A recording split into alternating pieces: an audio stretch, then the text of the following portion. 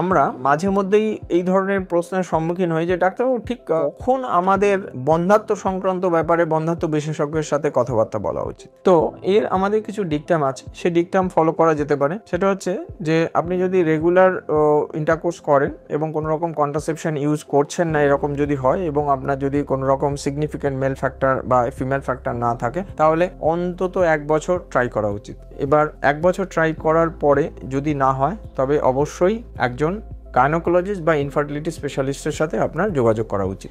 এখানে একটা জিনিস মনে রাখতে হবে, আপনার বয়সটা 35-এর নিচে হওয়ার কথা।